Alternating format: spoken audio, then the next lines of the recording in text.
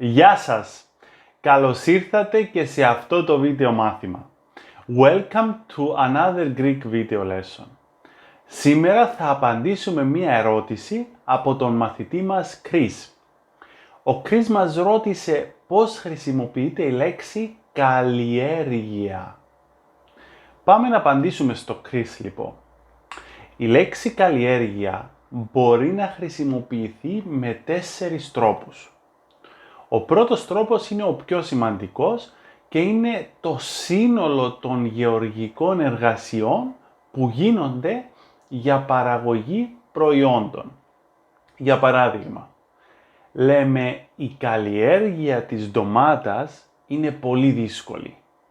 Χρειάζεται να κάνεις πολλά για να μπορείς να μεγαλώσεις μία ντοματιά και να παράγεις ντομάτες.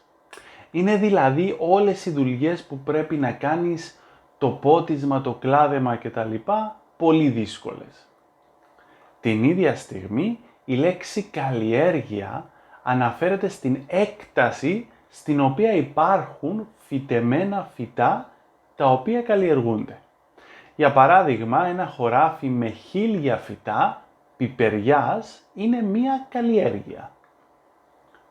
Από την άλλη, η ίδια λέξη χρησιμοποιείται για να περιγράψει κάτι εντελώς διαφορετικό.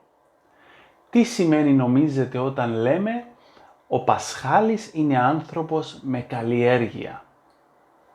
Σημαίνει ότι έχει μόρφωση και παιδεία, έχει καλούς τρόπους και καλή συμπεριφορά. Τέλος, η λέξη καλλιέργεια χρησιμοποιείται για να περιγράψουμε τη δημιουργία κατάλληλων συνθήκων για να αναπτυχθεί μια σχέση. Για παράδειγμα λέμε, τα οικογενειακά τραπέζια βοηθούν στην καλλιέργεια των καλών σχέσεων μεταξύ των μελών της οικογένειας.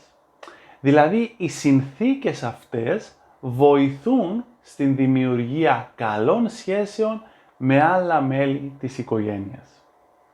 Αυτά είχαμε για σήμερα. Ελπίζω να μάθατε ακόμη κάτι σε αυτό το μάθημα. Γράψτε μας στα σχόλια πιο κάτω τις δικές σας προτάσεις με τη λέξη αυτή. Τα λέμε την επόμενη φορά. Μέχρι τότε, γεια χαρά!